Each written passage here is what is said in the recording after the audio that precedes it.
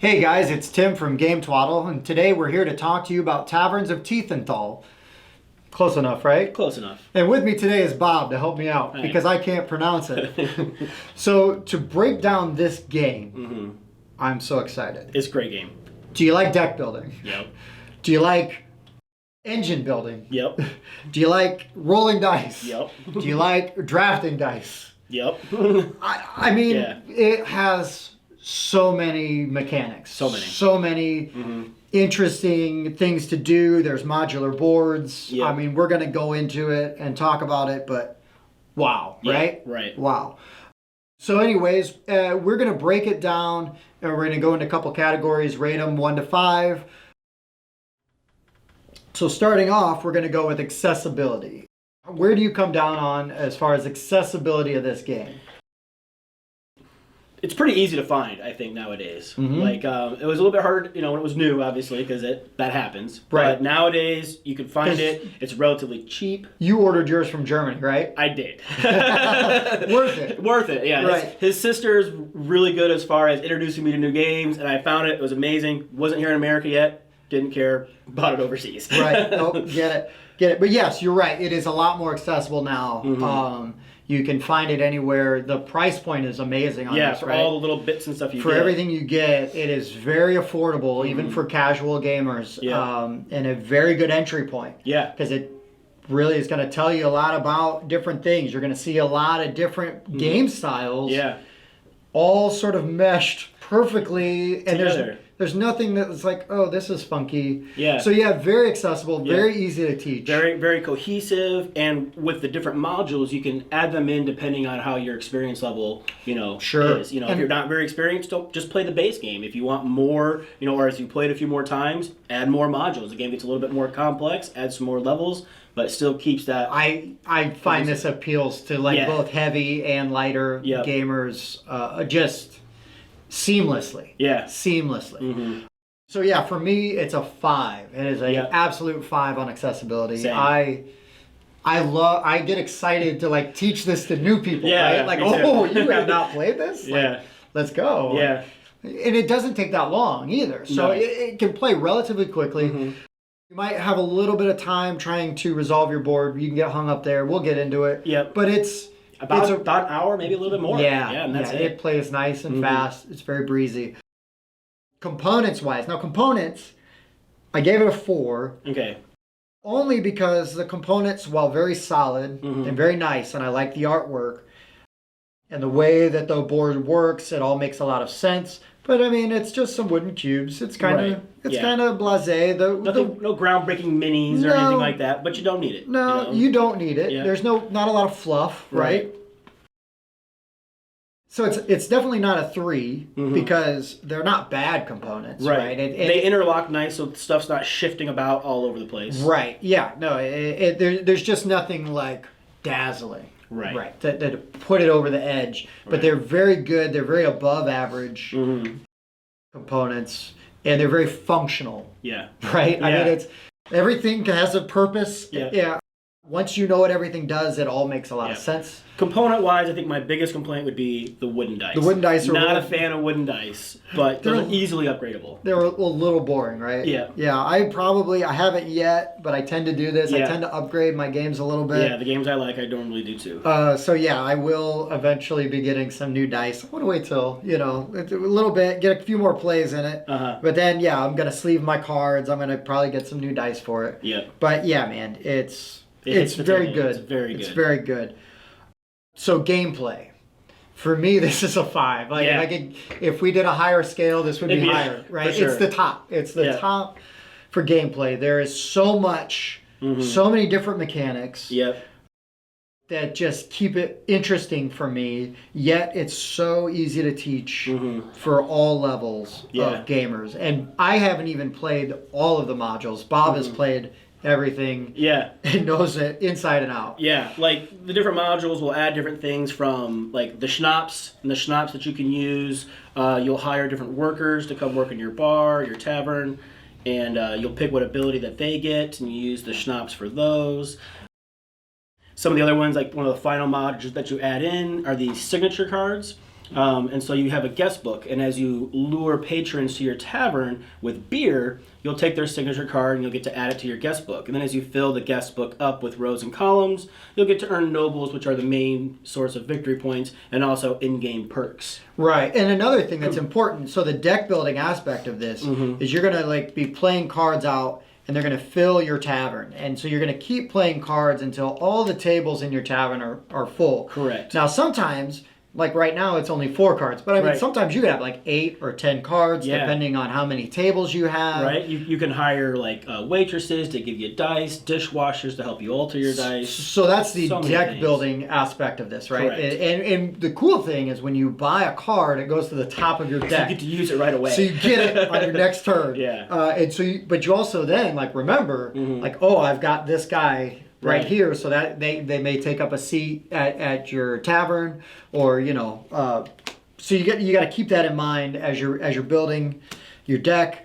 But then again, there's also with the deck, so you're going to roll your dice, and you place them on your coaster. And you pick what you want.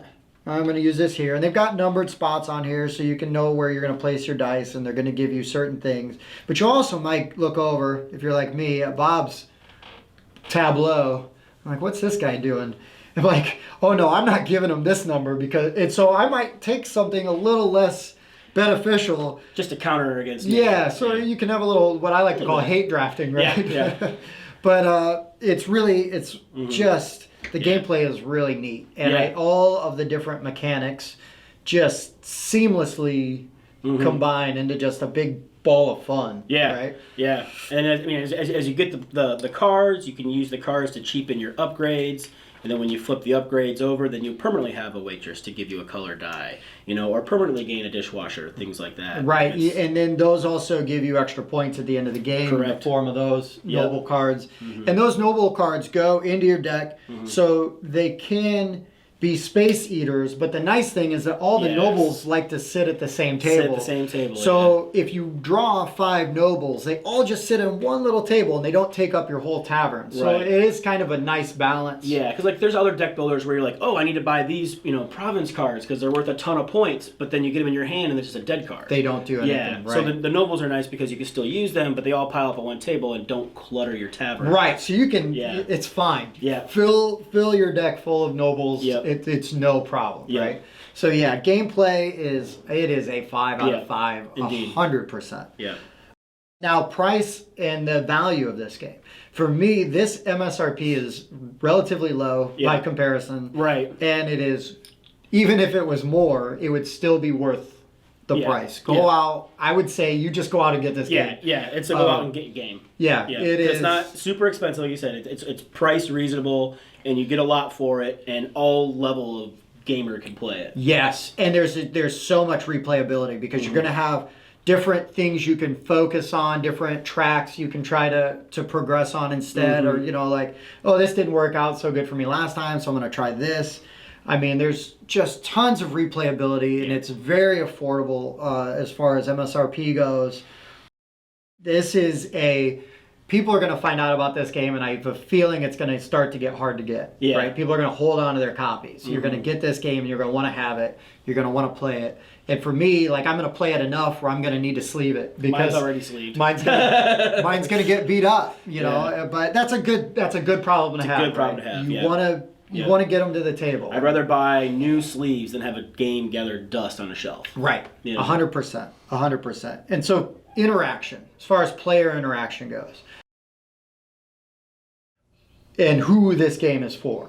For me, it is a 5 out of 5 again. Yeah, because it's for everybody. Like we were saying, like early gamers, experienced gamers, people who like a bit of crunch, people who like the interaction of, drafting dice back and forth, like Tim was saying. Oh, I'm not going to let you get that 6 because I know you need 6s this time. Right, and there's enough solitaire where he's not going to do anything to my board directly, and he's not going to do anything to my deck. Now, he might buy a card I want, right? I mean, that happens. It does. Or you might not give me any good dice, right? Like, I might still just get crummy die. I'm like, ugh, okay, whatever. Taking this, and it's fine. But, I mean, everybody is in the same boat. Everybody's doing the same thing. Mm-hmm. So, but for me, the interaction, there's no take that, which some people don't want at all. Correct, yeah. But there is enough dealing with other people and doing other things that you're not just playing like a solitaire, a solitaire game. And again, I can get this played, right? Like I can bring this game out, and people will learn it because their eyes aren't going to glaze over as you're trying to go explain the rules. You know, an hour of rules explanation. This is a very easy to teach, and you could crank out like a sample round, right? And like, hey, we're just going to play this fake round real quick. The only thing I will say is that you have to be careful while you're resolving your board.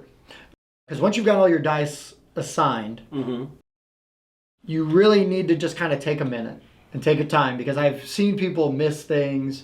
Well, I've missed things. Forget to spend your beer. Forget to do stuff. Or, you know, so especially early on, just take a beat. Because the game plays fast enough that even if you take a second to kind of focus on some things and work it out, you're not dragging the game on. I can give you a helpful hint for that. Uh-oh, what's that? So I've got a bunch of extra bits at home, and so to teach new people, I have coins and beer barrels. And so once they've placed their things, I can give them beer barrels and coins, and then they can spend them as they need them. And then whatever ones they have left over, they mark. They turn the rest of them in at the end of the turn. And it's an easy way to track what you're making. Well, there you go. Yeah, I've taught the game to a lot of people. So if you have the inclination, yes, right. the extra bits, that is a solid way to go, right? Yeah. But yeah, I mean, again, this game is... It's great. It's a great game. Overall, this is a 5 out of 5. This is go out and get this game. Yeah. It's good for all levels of gamer. Yeah. It's sort of that rare bird, right? It scratches a lot of itches with all the different mechanics. It does enough things. It is unlike anything I've played. Yeah, there's so many different mechanics, you know, together so well that I haven't had that yet. I have not played a game that covers the spectrum, right, that this does. So for me, this is a home run, a slam dunk. 5. Yeah. Go get it. All right. So for Game Twaddle, I've been Tim. And I've been Bob. Have a great day. Thanks for watching Board Game Rundown. If you liked what you saw, give us a thumbs up. Hit subscribe. And definitely ring that bell.